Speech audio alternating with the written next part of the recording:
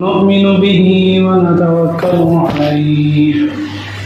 ونعوذ بالله من شرور أنفسنا ومن سيئات أعمالنا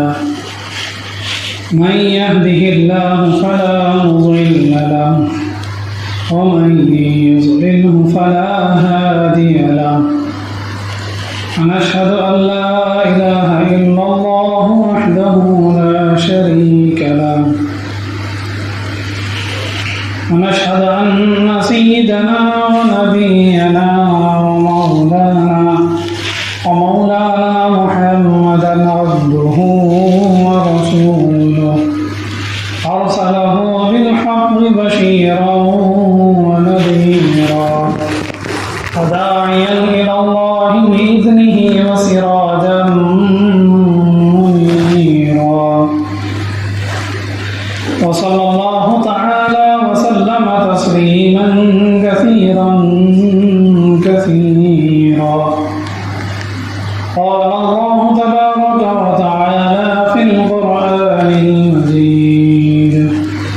فأعوذ بالله من الشيطان الرجيم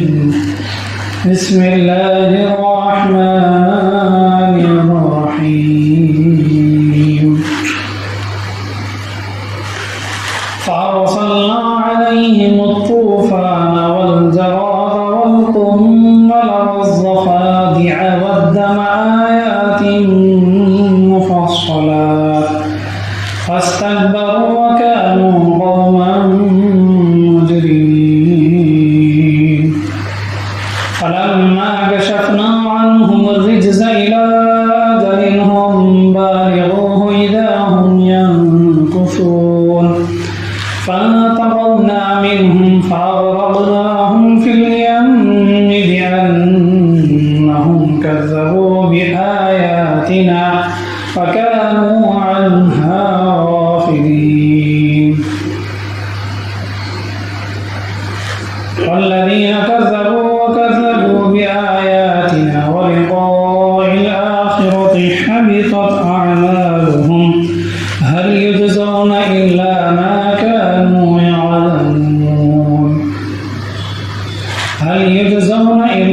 ما كانوا يعلمون صدق الله العلي العظيم وبلغنا رسوله النبي الكريم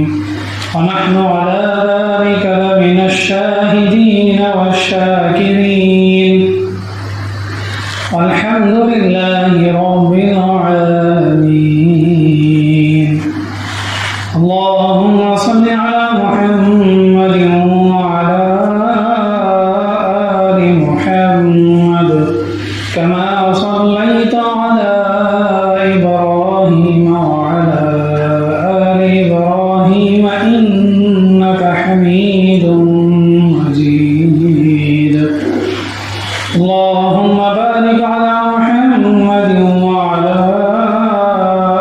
آل محمد كما باركت على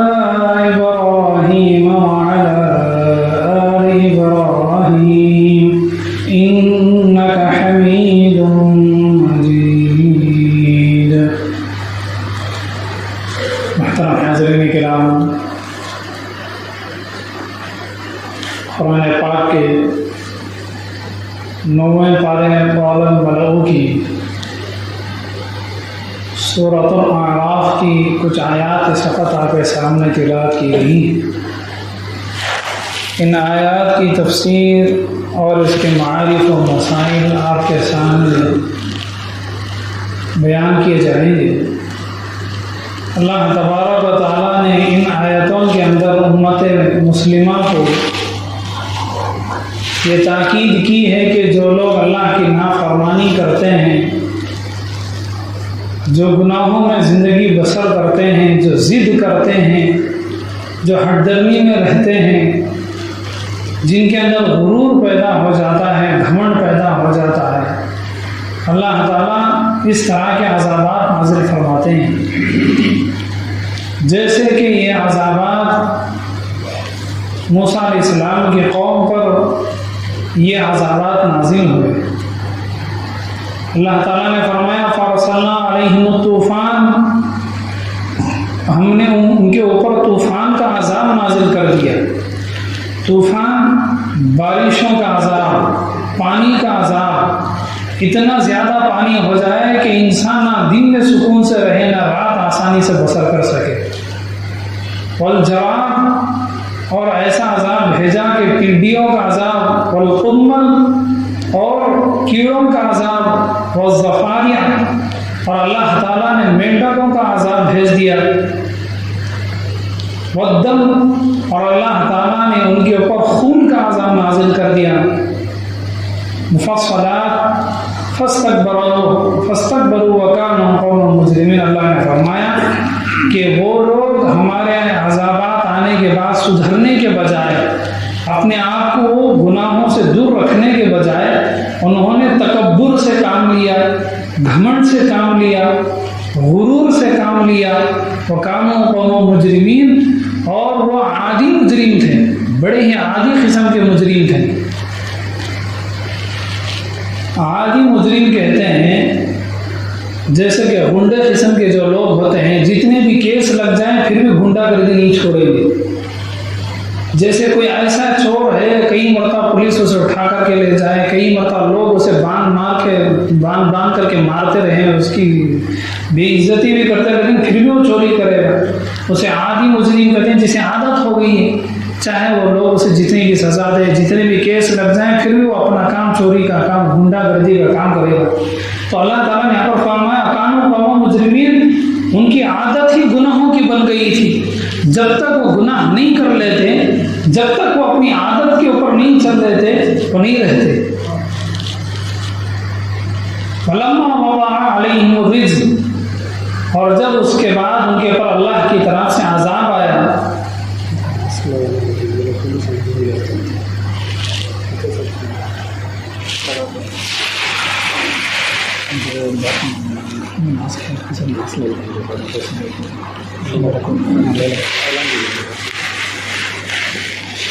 بسم اللہ الرحمن الرحیم، اللہ تعالیٰ نے فرمایا وَلَمَّا وَقَعَ عَلَيْهِمُ الرِّجْزُ، اللہ تعالیٰ فرماتے ہیں جب ہم نے ان کے اوپر آخری عذاب نازل کیا، قَالُوا ادْعُ لَنَا، پھر وہ موسیٰ علیہ السلام کے پاس آئے اور وہ کہنے لگے کہ ہمارے لیے دعا کر دو کہ یہ عذاب ہم سے دور ہو جائے، یہ عذاب ہمارے سے ہٹا لیا جائے۔ بِمَا عَهِدَ عِندَكَ لَئِن كَشَفْتَ عَنَّا الرِّجْزَ،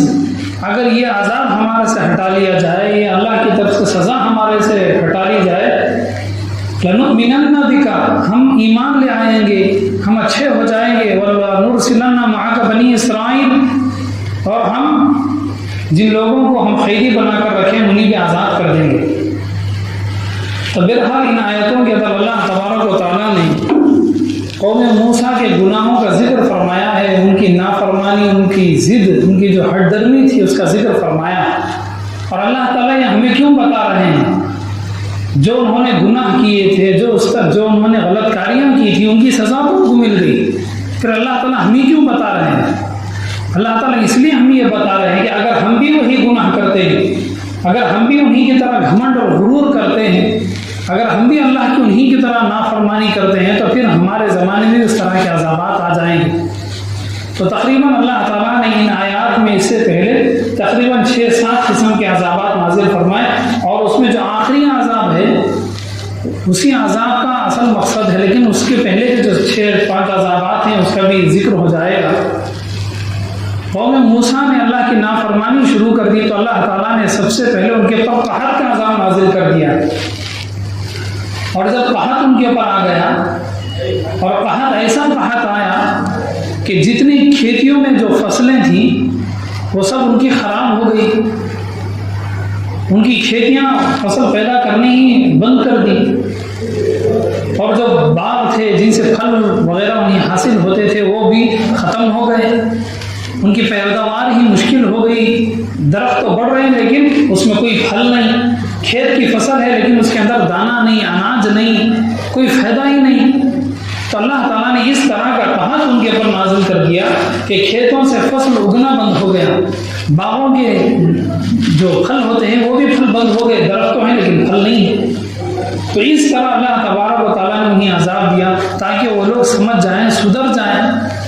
تو موسیٰ علیہ السلام کے پاس آئے اور آ کر کہنے لگے کہ آپ دعا کر دیں کہ یہ عذاب ہٹ جائے تو ہم سدھر جائیں گے، ہم نیک بن جائیں گے، ہم اچھے کام کریں گے۔ موسیٰ علیہ الصلوۃ والتسلیم نے ان پہ بھروسہ کر لیا کہ یہ لوگ کہہ رہے ہیں کہ دعا کریں گے تو یہ عذاب ہٹ جائے تو یہ لوگ سدھر جائیں گے، نیک کام کریں گے۔ موسیٰ علیہ السلام نے دعا فرمائی،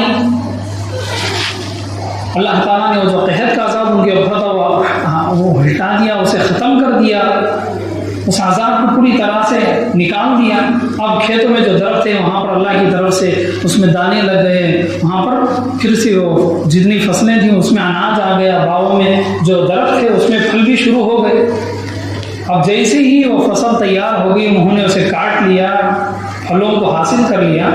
تو وہ لوگ کہنے لگے یہ جو عذاب آیا تھا قحط کا یہ ہماری طرف سے نہیں، موسیٰ اور ان کی امت کی طرف سے آیا تھا۔ وہ جو ان کے لوگ ہیں، موسیٰ علیہ السلام کی جو امت ہے جو اللہ کی عبادت کرتے ہیں، انہی کی طرف سے عذاب آیا تھا۔ اس طرح سے وہ لوگ پھر ضد کرنے لگے، پھر وہ الٹے پاؤں پھر کر کے چلے گئے۔ یہ کہ انسان غلطی کرے اور اس کے بعد اس غلطی کو اپنی ہوشیاری سے، اپنی عقل مندی سے، اپنا دماغ چلا کر، اپنی چالاکی سے جو دنیا میں انسان کھیل کھیلتے ہیں، جو ڈبل گیم کھیلتے ہیں، غلطی بھی کریں اور اس کے اوپر اپنا دماغ بھی چلائیں، عقل بھی چلائیں، اپنی چالاکی ہوشیاری دکھائیں اور اپنے آپ کو اچھا کہیں۔ تو قوم موسیٰ نے بھی یہی کیا کہ جو گناہ انہوں نے کیا، گناہ کرنے کے بعد جو عذاب آ گیا تھا، اس عذاب سے بچنے کے لیے موسیٰ علیہ السلام کے پاس نرمی سے، بڑے ہی ادب کے ساتھ آ کر کے دعا کرا کے عذاب کو نکال دیے۔ جیسے عذاب ختم ہوا پھر وہی چالاکی کی باتیں کہ یہ عذاب ہماری طرف سے نہیں، موسیٰ علیہ السلام اور ان کے جو لوگ ہیں جو عبادت کرتے ان کی طرف سے آ گئے۔ تو اللہ تعالیٰ نے ان کے اوپر ایک دوسرا عذاب نازل کیا، فَأَرْسَلْنَا عَلَيْهِمُ الطُّوفَانَ، اللہ نے ان کے اوپر پانی کا عذاب نازل کر دیا۔ دن رات بارش اتنی زیادہ ہو گئی کہ نیک لوگوں کے گھروں کے پاس یا ان کے کھیتوں میں بارش بھی اگر ہو جائے تو بارش یا تو سوکھ جاتی یا پانی دوسری طرف چلا جاتا، لیکن جو نافرمان لوگ تھے، جو اللہ کے طرف سے جو احکامات کو توڑنے والے تھے، جو گناہوں میں مبتلا تھے، اللہ تعالیٰ نے ان کے گھروں میں پانی رکا دیا۔ نہ دن میں وہ سو سکتے ہیں، نہ وہ رات میں آرام کر سکتے ہیں، کوئی سہولت ہی نہیں، نہ دن کی خوشی ہے نہ رات کا وہ نہیں، آرام ہے، راحت ہے۔ اس طرح گھروں میں پانی، کھیتوں میں پانی رک گیا۔ جو نیک لوگ تھے ان کے کھیتوں میں پانی بالکل نہیں، ان کے گھروں میں پانی نہیں، لیکن جو نافرمان تھے اللہ تعالیٰ نے اس طرح کا عذاب ان پہ نازل کر دیا۔ اور پھر موسیٰ علیہ السلام کے پاس آئے، آ کر کے بڑے ہی نرمی کے ساتھ، بڑے جھک جھک کر کے کہنے لگے کہ آپ جیسا کہیں گے ہم ویسے مان لیں گے، ہم آپ کی باتوں پہ عمل کریں گے، ہم اچھے بن جائیں گے، ہم بڑے نیک انسان بن جائیں گے، اس لیے آپ ہمارے لیے دعا کریں کہ پانی کا عذاب بند ہو جائے۔ نہ ہم گھر میں بیٹھ سکتے ہیں، نہ کھا پی سکتے ہیں، نہ ہم راتوں میں سو سکتے ہیں، اس طرح کا عذاب ہمارے اوپر آ گیا ہے پانی کہ بارش کا عذاب، اور دعا کریں بارشیں بند ہو جائے۔ موسیٰ علیہ السلام نے دیکھا کہ ان کے اندر جو معافی مانگنے کا جو طریقہ تھا، جب لوگ اپنا کام نکالنا چاہتے ہیں، جب اپنا فائدہ نکالنا چاہتے ہیں تو چھوٹے بن کر کے، جھک کر کے، میٹھی میٹھی باتیں کر کے، نرم نرم باتیں کر کے، وہ جو چاپلوسی کرتے ہیں، جس طرح کی وہ ہوشیاری کرتے ہیں، اس طرح ان لوگوں نے ہوشیاری کی۔ موسیٰ علیہ السلام نے ان کی ظاہری حالت کو دیکھا کہ یہ لوگ اتنے ادب سے، اتنے وہ ڈر سے بتا رہے ہیں، موسیٰ علیہ السلام نے دعا کر دی ان کے لیے۔ اللہ تعالیٰ نے بارشوں کو رکا دیا۔ پھر اس کے بعد جیسے بارشیں ختم ہوئی پھر وہ پرانی حالت میں آ گئے، پھر وہی گناہ انہوں نے شروع کر دیے، پھر وہی برائیوں کے اندر وہ لوگ لگ گئے، پھر وہ غلط کاموں کے اندر مبتلا ہو گئے۔ فَأَرْسَلْنَا عَلَيْهِمُ الطُّوفَانَ وَالْجَرَادَ، پھر اللہ تعالیٰ نے ان کے اوپر ٹڈیوں کا عذاب نازل کر دیا۔ ٹڈی کہتے ہیں جو چڈے ہوتے ہیں، اسے عربی میں جراد کہتے ہیں، اردو زبان میں اسے فارسی میں ٹڈی کہتے ہیں۔ ایک وہ چڈا ہوتا ہے جو آ کر کے پتے کھا لیتا، لیکن اس میں کچھ اور قسم کے ایسے ہوتے ہیں جب وہ آئے تو بارش کی طرح وہ آتے ہیں۔ اگر کسی کھیت پر وہ آ جائے صرف آدھے گھنٹے، ایک گھنٹے، آدھے دن کے اندر کئی 100 ایکڑ کے کھیتوں کو آدھے دن کے اندر، ایک دن کے اندر پورے کھیت کے دانوں کو، اس کے اناج کو، اس کے پورے پودوں کو کھا کر کے وہاں سے چلے جاتے ہیں۔ چاروں طرف ہی وہ چوٹے ہوتے ہیں، اسے ٹڈی کہتے ہیں، اسے عربی میں جراد کہتے ہیں۔ اللہ تعالیٰ نے ان کے اوپر اس طرح کی چڈوں کا عذاب بھیج دیا. ان کی جتنی فصلیں تھیں ساری فصلوں کو وہ ایسے آ گئے جیسے کہ بارش جب ہوتی ہے تو خطرے کے پیچھے خطرہ، خطرے کے پیچھے خطرہ، پانی کے پیچھے پانی، پانی کی بوند کے پیچھے پانی، خطرے کے پیچھے پانی کا خطرہ، جیسے بارش کا برستا ہے ایسے آسمان سے وہ چڈے آنے لگے پیچھے پیچھے پیچھے سے. اتنے زیادہ وہ آ گئے کہ سارے کھیتوں کے انہوں نے اناج کو، فصل کو، دانوں کو، کھیتوں میں جو پودے تھے ہرے بھرے سارے پتیوں کو کھا کر انہوں نے ختم کر دیا. یہاں تک کہ باغوں کے اندر جو درخت تھے درختوں کے پتوں کو، ان کے پھلوں کو، ان کے پھولوں کو سب کو کھا کر کے ختم کر دیا. دور دور تک پوری کھیت کے اندر ایک درخت بھی موجود نہیں، پودا موجود نہیں، ایک سبزہ موجود نہیں. باغوں کے اندر ایک درخت کے پر ایک پتا موجود نہیں، ایک پھول نہیں، ایک پھل نہیں، ایک خوبصورتی نہیں. سارا کا سارا ایسا جیسے کہ کوئی سوکھا ہوا جنگل ہو، کوئی احد زدہ علاقہ ہو، کوئی ویران جب جگہ ہوتی ہے جہاں پر سالوں سال بارش نہ ہو تو جس طرح ایک اجڑا ہوا علاقہ ہوتا ہے، ایک ویران بستی ہوتی ہے، ایک ویران علاقہ پتھریلی زمین ہوتی ہے، اس طرح دور دور تک ان کی ساری کھیتیاں، ان کے سارے باغات، ان کے دور دور تک کے علاقوں میں کہیں بھی کسی درخت پر ایک پتا موجود نہ رہا. اور اللہ نے جب ان پہ عذاب نازل کیا، چڈوں کا عذاب، اور وہ سارے کھیتوں کے پودوں کو، وہاں کے پتیوں کو، وہاں کے دانوں کو، کھیتوں کی فصلوں کو، باغوں کے درختوں کو، ان کے پتوں اور پھلوں، باغیچوں کے پھولوں اور پھلوں کو کھانے کے بعد وہ واپس پھر ان کی آبادی میں آ گئے، ان کے خاندانوں میں آ گئے. اور آ کر کے وہ چڈے جو ہوتے ہیں وہ درخت کی چیزوں کو کھاتے ہیں، وہ لکڑیوں کو لگ گئے، دروازوں پر لگ گئے، کھڑکیوں پر لگ گئے. اب پہلے زمانے میں آپ جانتے ہیں کہ پہلے زمانے کے جو پلر ہوتے تھے وہ لکڑی کے ہوتے تھے، اور جو چھت میں جو استعمال ہوتے تھے وہاں پر بھی لکڑیاں استعمال ہوتی. اللہ نے ان پر اتنے زیادہ چڈے لگا دیے کہ انہوں نے ان کے دروازوں کو کھا لیا، ان کی کھڑکیوں کو بیٹھ کر کے وہ انہوں نے کھا لیا ان چڈوں نے. اور پھر ان کے جو گھر کے جو چھت تھے، چھتوں میں پہلے لکڑیاں استعمال ہوتی تھی، پلروں کے لیے بھی وہ لوگ لکڑیاں پہلے استعمال کرتے، سارے ان کے گھروں کی چھتوں کی لکڑیوں کو انہوں نے کھا لیا. ان کے گھر گرنے شروع ہو گئے اور وہ لوگ رونے لگے، موسیٰ علیہ السلام کے پاس آ گئے، ان کے ہاتھ پکڑنے لگے، ان کے پیر پکڑنے لگے، ان سے معافی مانگنے لگے، اب تو رحم کر دو، یہ اللہ کا عذاب ہم سے ہٹا دو. وہ لوگ کہنے لگے قالوا یا موسیٰ ادع لنا، اے موسیٰ ہمارے لیے دعا کر دو، ربک. آپ دیکھ لیں جو انسان دل سے معافی مانگتا ہے اس کی معافی مانگنے کا طریقہ الگ ہوتا ہے. جو انسان کے دل میں شرم و حیا نہ ہو، جو انسان دھوکہ باز ہو، جو انسان غدار قسم کا انسان ہوتا ہے، جو انسان کمینہ قسم کا انسان ہوتا ہے، اس کی باتوں سے ہی پتہ چل جاتا ہے کہ یہ اصل میں معافی مانگ رہا ہے یا جھوٹ سے معافی مانگ رہا ہے. انہوں نے موسیٰ علیہ السلام سے جو کہا اللہ نے قرآن پاک میں فرمایا قالوا یا موسیٰ ادع لنا، وہ لوگ کہنے لگے اے موسیٰ ادع لنا، ہمارے لیے دعا کر دیں، ربک، تمہارے خدا سے دعا کرائے. کتنی بڑی نافرمانی، کتنی بڑی یہ لوگ اتنی قسم کے ضدی لوگ تھے. وہ یہ نہیں کہ ہمارے اللہ سے آپ دعا کریں، وہ کہنے لگے ہمارے نہیں تمہارے اللہ سے دعا کراؤ. اس کا مطلب کیا ہے؟ یعنی وہ اللہ تعالیٰ کے اتنے نافرمان ہو چکے تھے کہ اللہ کو بھی میرے اللہ، ہمارے خدا یہ کہنا ان کی زبان کو پسند نہیں تھا. اسی لیے گناہ کرتے کرتے انسان ایک ایسے درجے پہ چلا جاتا ہے، گناہ میں جاتے جاتے، غلطیوں میں جاتے جاتے انسان ایک ایسے پوزیشن پر چلا جاتا ہے وہ اللہ کے بھی اوپر انگلی اٹھانے لگ جاتا ہے. جس وقت ہماری زندگی میں ایسی تکلیف آ جائے یا ایسا وقت آ جائے کہ جب ہم اللہ کے اوپر انگلی اٹھانے والے ہیں، جب ہماری زبان کے اللہ کے بارے میں الٹی سیدھی باتیں آ رہے ہیں، تو سمجھ جائیں قوم موسیٰ نے جس طرح اللہ کے بارے میں الٹی سیدھی باتیں کی وہی ہمارے زبانوں سے بھی نکل رہی ہیں. اب ہمیں اس وقت ڈرنا چاہیے کہ موسیٰ علیہ السلام پر جو عذابات آ گئے ہم پر بھی وہ عذاب نہ آ جائے.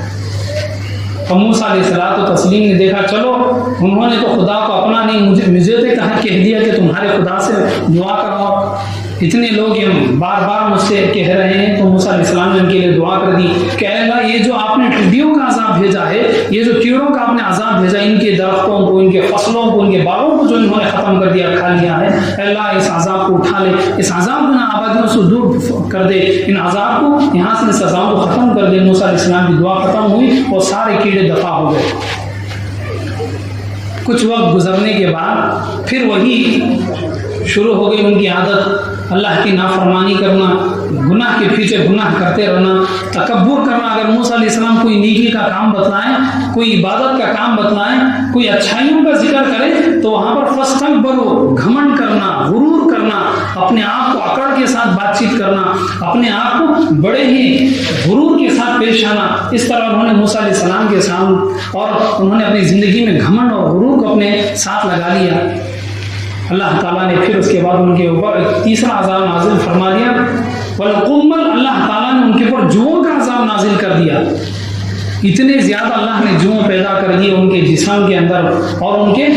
ये जो कुम्मल का जो अरबी का लफ्ज़ है, इसमें इसके दो मानी होती हैं। एक वो कीड़ा जो इंसानों के बालों में, सर में होता है, जूं जिसे कहते हैं, कपड़ों में भी वो आ जाते हैं। और कुम्मल एक वो कीड़ा भी होता है जो दानों को अंदर से खा लेता है। अल्लाह ताला ने दोनों किस्म के अज़ाब उनके ऊपर लगा दिए। अब वो लोग इस बात से खुश थे कि हमारे 5 साल भर का राशन हमारे पास मौजूद है, हमारे घरों में, हमारे गोदाम में मौजूद है, हमें क्या डरने की जरूरत है मूसा अलैहिस्सलाम से और उनके खुदा से। हम नहीं मानेंगे इनकी बातों को। वही वो गुनाहों में रह गए, अल्लाह ताला ने उनके ऊपर जुओं का अज़ाब नाज़िल कर दिया। अब जूं इतने भर गए कपड़ों के अंदर कि ना वो सुकून से बैठ सकते हैं, ना वो आराम से बैठ सकते हैं। खसर खसर खुजा रहे, कभी हाथ में, कभी पाँव में। इतनी खुजली शुरू हो गई, इतने काटने लगे जू कि खुजाते खुजाते जिस्म का चमड़ा निकलना शुरू हो गया। और कुरान करीम की तफासिर में मौजूद है कि जुओं ने इतना उनके सर को काटना शुरू कर दिया, इतने ज्यादा जू उनके सरों में भर गए, इनके औरतों के, मर्दों के सरों को, बालों को जुओं ने खाना शुरू कर लिया। यहाँ तक कि मर्दों के जो आबरू होते हैं, जो आईब्रो के बाल होते हैं, भौं जो होते हैं, उन बालों को भी जुओं ने खा लिया। ये जो आंखों के पलकों के जो छोटे छोटे बाल होते हैं, बहुत कम होते हैं पलकों के बाल आंखों के पलकों के ऊपर, उनको भी जुओं ने खा लिया। ना चेहरे के ऊपर आईब्रो पे कोई बाल है, आबरू पर कोई बाल है, ना आंखों के पलकों पर बाल है। औरतों के सर में, मर्दों के सर में, वहां बिल्कुल सर वहां से इतना खाली, इतना खाली, सुफे सुफे सर नजर आने लगा। लोगों के जिस्म में, कपड़ों में जूं पड़ गई, खुजाते रहे, खसर खसर खुजाते रहे। लेकिन इस इतनी तकलीफ के बाद सर के बाल झड़ गए, आंखों के पलकों के बाल जुओं ने खा लिया, अपने वो आबरू के बाल जुओं ने खा लिया। यहाँ तक उनके कपड़ों में भी जुओं ने काटना शुरू कर दिया, कपड़ों में सुराख होने शुरू हो गए। लेकिन वो लोग फिर भी अल्लाह की इबादत और अल्लाह को मानने के लिए राजी नहीं है। तो अल्लाह ताला असल में क्या बताना चाहते हैं ये कुरान करीम में सब जो जिक्र करें, वो इसलिए बता रहे हैं कि जो गुनाह हमारी जिंदगी में है, जिन गुनाहों को करने की आदत हमारी ऊपर आ गई है, अल्लाह की तरफ से हर इंसान की जिंदगी में कोई ना कोई अल्लाह की तरफ से अगर पकड़ आ जाए तो हमें समझना चाहिए, सुधरना चाहिए कि हमारी जिंदगी में अजाब क्यों है, हमारी जिंदगी में तकलीफ क्यों आ रही है, हमारी जिंदगी में परेशानियां क्यों हो रही हैं। वो लोग मूसा अलैहिस्सलाम के पास आए और कहने लगे कि ये जो कीड़ों का अजाब आ गया है, जुओं का अजाब आ गया है, इन जुओं ने तो हमारे सर के बालों को भी खा लिया है और इन्होंने हमारे जिस्मों को काट काट करके हमारे सारे जिस्म को जख्मी कर दिया है। हत्ता कि इन जुओं की वजह से हमारा जो राशन था, 10 सेर राशन को अगर पिसा करके पाक और साफ करें तो सिर्फ 3 सेर ही उनके लिए अल्लाह ताला वो रोजी देते हैं। 10 सेर में से 7 सेर कीड़ों ने खा करके खाली कर दिया। तो इस तरह अल्लाह ताला ने उनके लिए खाने की चीजों में कमी कर दी। तो ये जो आजमाइश अल्लाह की तरफ से कि इंसान के ऊपर ऐसी सी तंगदस्ती आ जाती है कि इंसान के लिए रोजी रोटी कम हो जाती है। हदीस पाक में भी अल्लाह ताला ने फरमाया, अल्लाह ताला लोगों पर अजाब के लिए कहत को नाजिल करते हैं। कहत का क्या माना है? कुरान करीम की तफासिर में इस हदीस की तौज़ीह और तशरीह ये मौजूद है कि कहत का माना ये तो ये है कि फसल ही पैदा ना हो, बागों में फल ही ना लगे। और कहत का दूसरा माना ये है कि बागों में, गोडाउनों के अंदर तो राशन बहुत ज्यादा है, हर जगह बहुत ही ज्यादा फसल मौजूद है, लेकिन इंसान के ऊपर अल्लाह ने इतनी तंगदस्ती कर दी, इतनी तंगी आ गई कि इंसान खरीद कर खा नहीं सकता। इंसान के पास पैसे भी हैं तो ऐसी ऐसी बीमारियां अल्लाह ताला उन पर लगा देते हैं कि वो लोग उन चीजों को खा नहीं सकते। तो इसलिए हम लोगों को चाहिए कि अल्लाह ताला ने कौम मूसा पर जो अज़ाबात नाजिल किए थे, उसकी वजह यही थी कि वो लोग अल्लाह के नाफरमानी करते रहे, अल्लाह की तरफ से जो अहकामात थे उसे तोड़ते रहे, नाफरमानी करते रहे।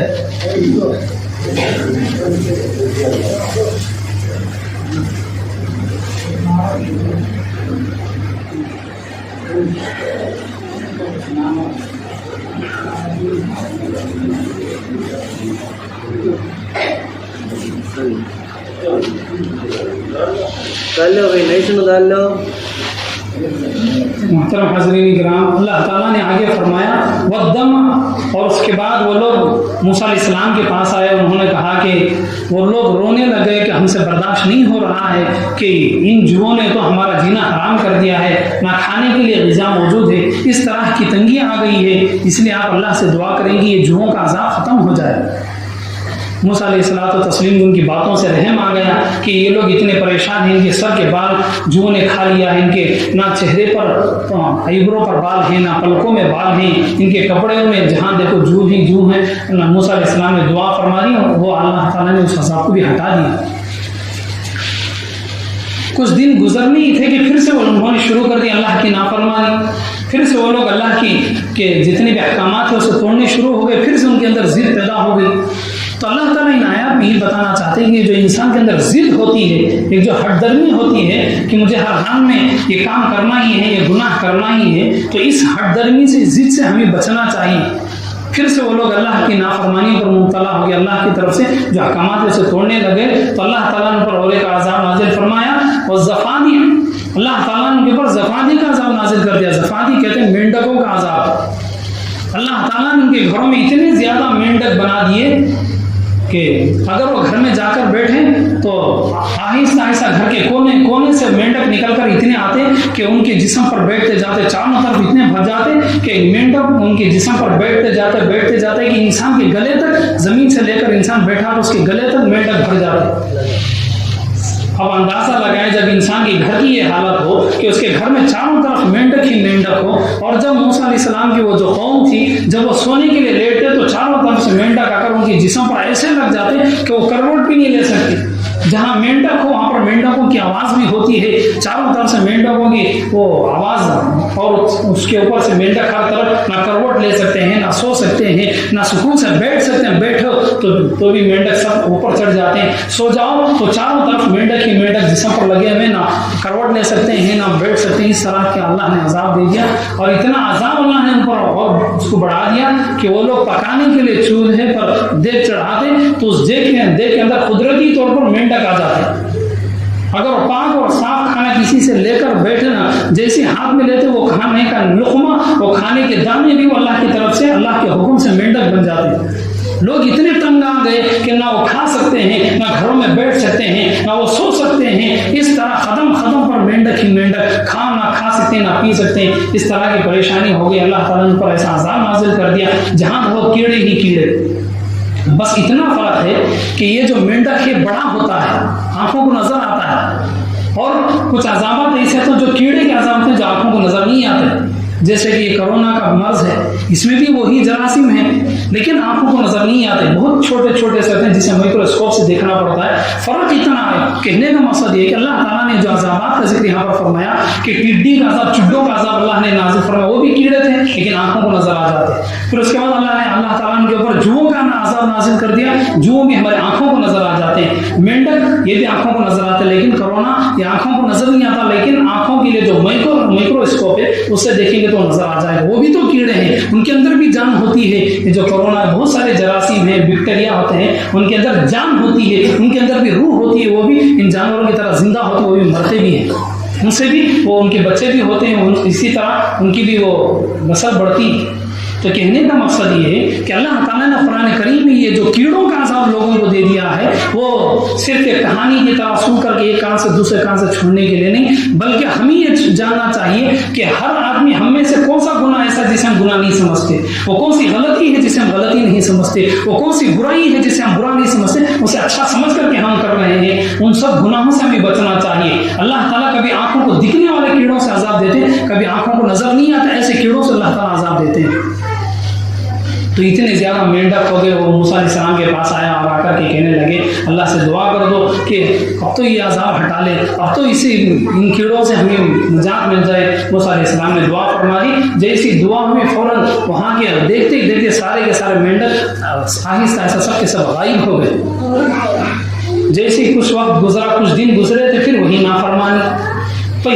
پھر وہی ضد، وہی ہٹ درمی، نہ اللہ کی عبادت، نہ نیکی کا کام، نہ کوئی اچھا کام، نہ عبادت کا کام، نہ نیکیوں والا کام، نہ ثواب کا کام، نہ کوئی اچھا کام، پھر وہی برے کام کرتے رہنا، اپنی مرضی کی زندگی گزارنا، اپنی خواہشات کے پیچھے چلے جانا، اپنی پسند کی جینا، اس طرح انہوں نے اپنی زندگی گزارنے شروع کر دی۔ تو پھر اس کے بعد اللہ تعالیٰ نے ان کے اوپر خون کا عذاب نازل کر دیا۔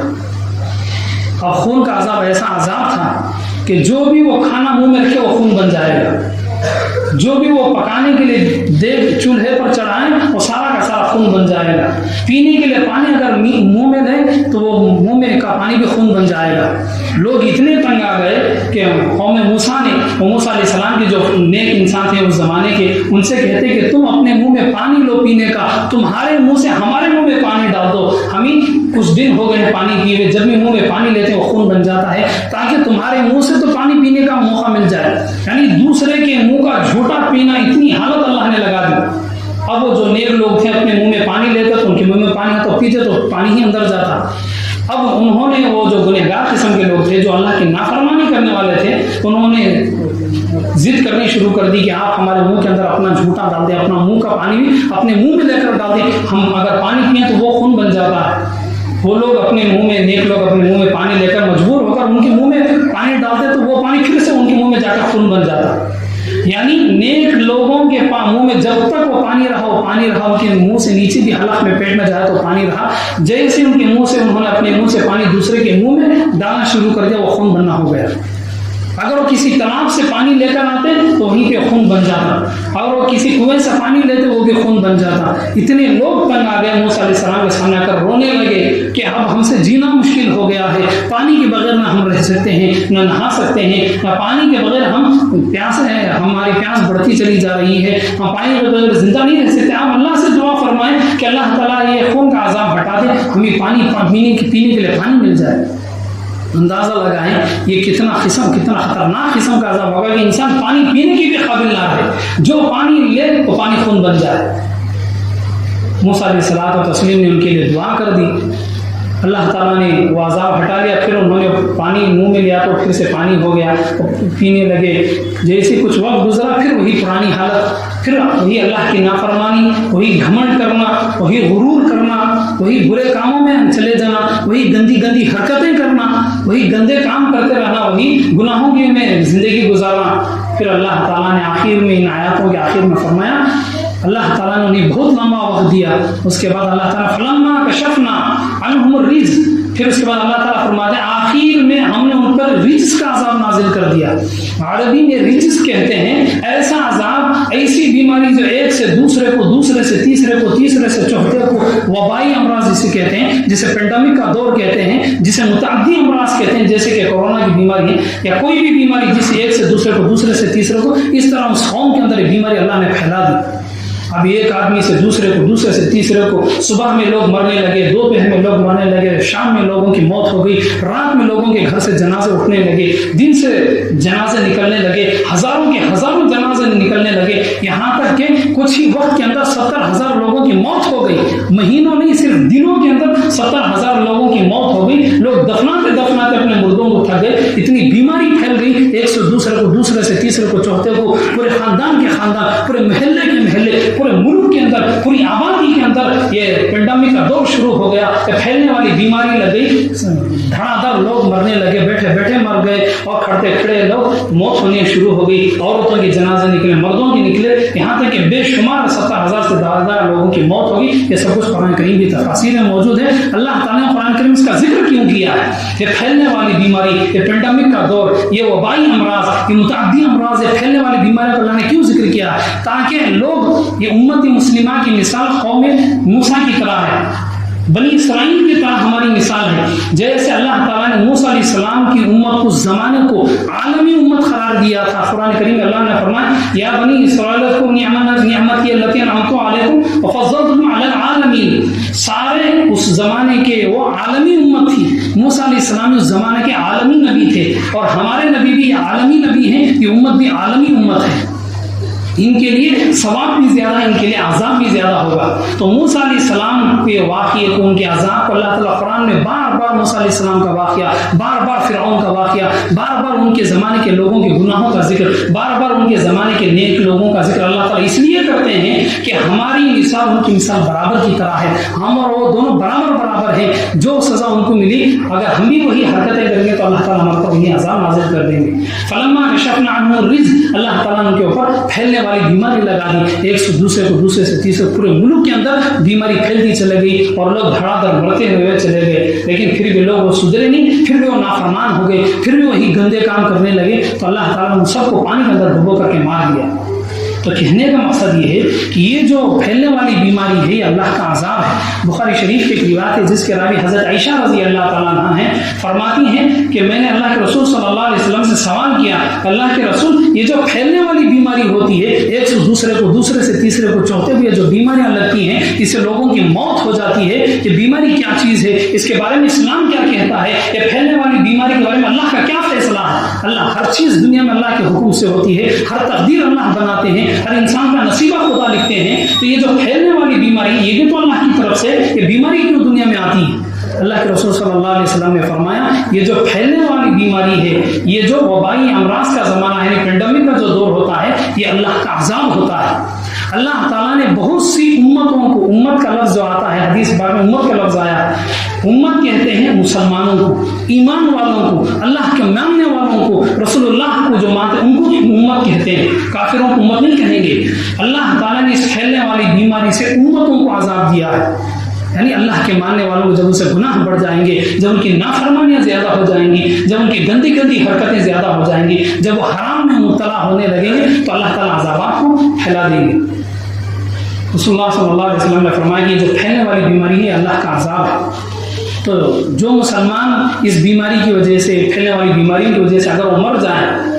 تو ان کے لیے شہید کا درجہ ملتا ہے۔ اللہ کے نبی صلی اللہ علیہ وسلم نے فرمایا جب یہ بیماری آ جائے تو لوگ اپنی آبادی کو چھوڑ کر کے نہ بھاگیں کہ یہاں پر یہ بیماری زیادہ ہو گئی، ہم دوسرے شہر میں چلے جاتے ہیں، کسی دوسرے علاقے میں جا کر کے ہم بچ جائیں گے۔ اگر یہ نیت کر کے لوگ علاقہ چھوڑتے ہیں تو پھر وہ اللہ کی طرف سے ان پر پکڑ آتی ہے۔ بہرحال اپنے اپنے علاقے میں، اپنے اپنے گاؤں میں رہنا چاہیے، ایسے وقت میں ہمیں شہر نہیں بدلنا چاہیے۔ اسی طرح موسیٰ علیہ الصلوۃ والتسلیم کے عہد مبارک میں ایک مسلمان نے ان کے سامنے ایک بادشاہ کی بیٹی کو ان کے سامنے پکڑ کر کے لایا اور موسیٰ علیہ السلام سے سوال کرنے لگا کہ یہ عورت میرے لیے حلال ہے یا حرام ہے؟ موسیٰ علیہ السلام نے فرمایا کہ بغیر نکاح کے تو حرام ہے۔ وہ موسیٰ علیہ السلام کے سامنے ہاتھ پکڑا اور سامنے ہی ان کے سامنے ٹینٹ لگانے کو کہا جو لگاتے ہیں، اس کے اندر وہ بادشاہ کی بیٹی کو لے جا کر کے وہ اس نے حرام کرنی شروع کر دی۔ جیسی اس نے شروع کر دی، تفسیر ابن کثیر میں موجود ہے، اللہ تعالیٰ نے اس قوم کے اوپر وبائی امراض کو شروع کر دیا، پھیلنے والی بیماری ان کے اندر شروع ہو گئی، بیماری اتنی پھیلنے لگی، ایک آدمی نے زنا کاری کر دی، حرام کاری کر دی،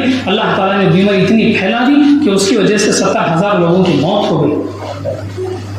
تو کہنے کا مقصد یہ ہے کہ یہ جو پھیلنے والی بیماری ہے اللہ کا عذاب ہے۔ اس وقت ہمیں اللہ سے معافی مانگنا چاہیے، ہمیں اپنے گناہوں کو یاد کر کر کے اللہ کے دربار میں رونا چاہیے، رات کے اندھیرے میں، دن کے اجالے میں جو گناہ ہم سے ہو گئے اللہ کے سامنے ہاتھ اٹھا کر کے جانے انجانے میں جو گناہ ہم نے کیے اللہ سے معافی مانگنا چاہیے۔ اگر ہم معافی مانگ لیں گے، ہمارے گناہ کم ہو جائیں گے تو اللہ تعالیٰ عذاب کو ہٹا لیں گے۔ آج کے اس پورے جمعے میں آپ کو یہی بتانا ہے کہ نافرمانوں نے گناہ جو کیے تھے، جو انہوں نے نافرمانی کہ اللہ نے عذاب دیے تھے، جیسے موسیٰ علیہ السلام نے دعا کی اللہ نے ان سارے عذابوں کو ہٹا لیا۔ جب ہم بھی اپنے گناہوں پر معافی مانگ لیں گے تو اللہ تعالیٰ اس عذاب کو بھی ہٹا لیں گے۔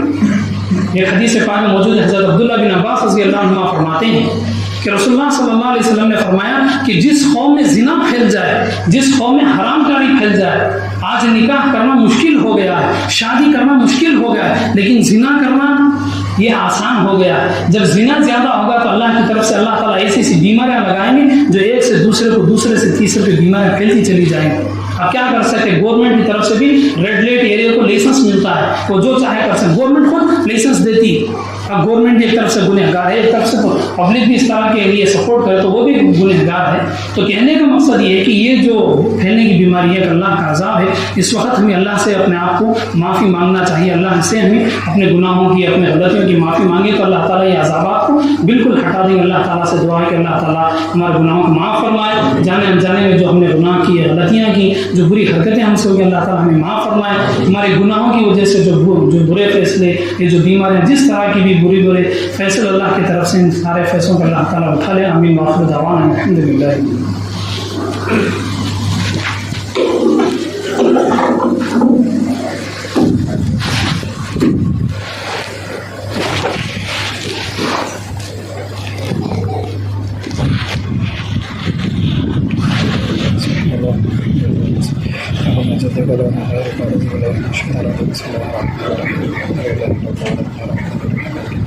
إياك نعبد وإياك نستعين اهدنا الصراط المستقيم صراط الذين أنعمت عليهم غير المغضوب عليهم ولا الضالين.